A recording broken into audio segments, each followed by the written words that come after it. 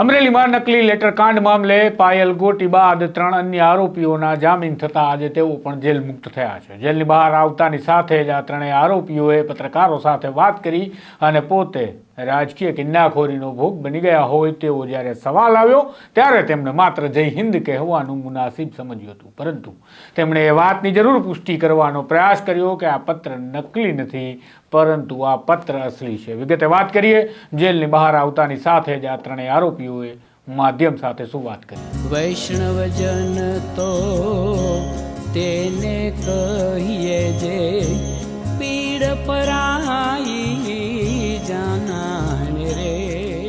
નમસ્કાર, હું છું આપની સાથે તુષાર બસિયા। નવજીવન ન્યૂઝમાં આપનું સ્વાગત છે।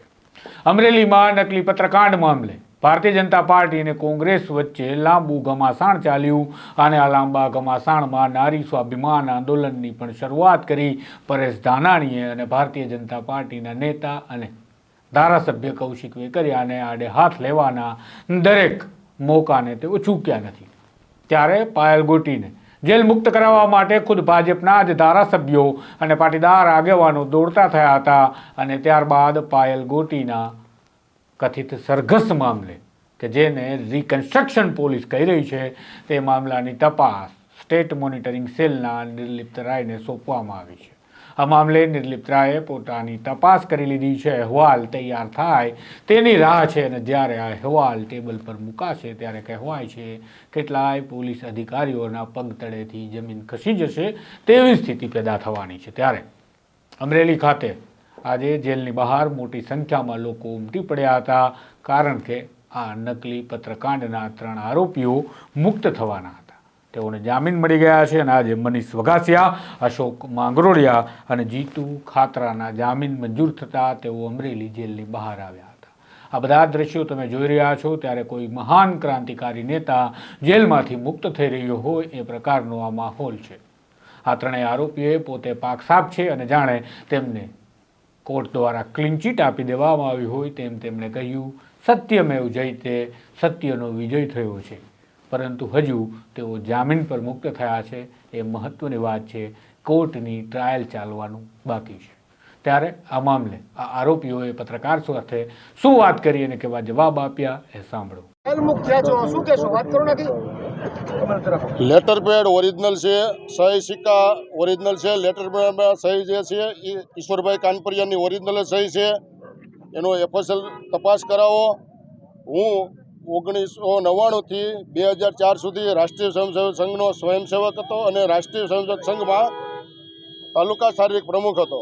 2004થી 2015 સુધી અમરેલી તાલુકા યુવા ભાજપનો પ્રમુખ 2 વાર જવાબદારી મારી પાસે હતી।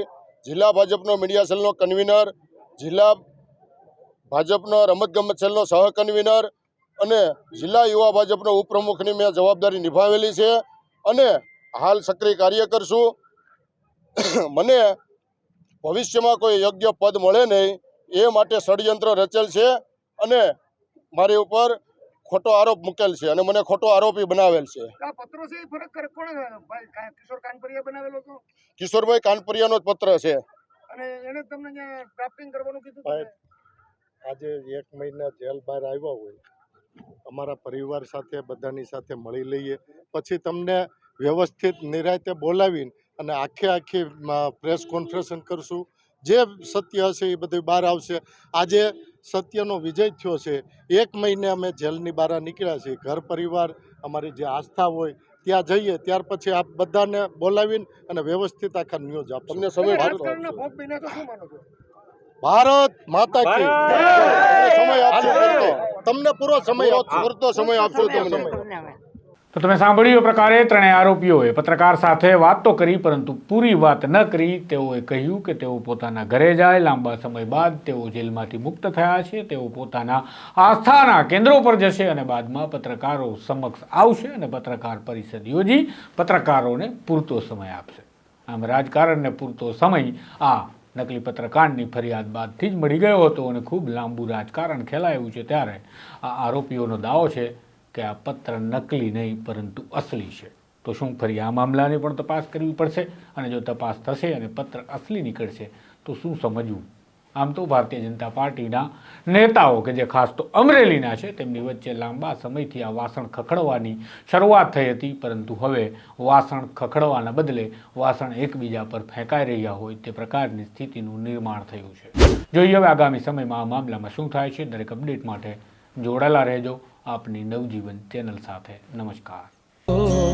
તેને કહીએ જે પીડ પરાઈ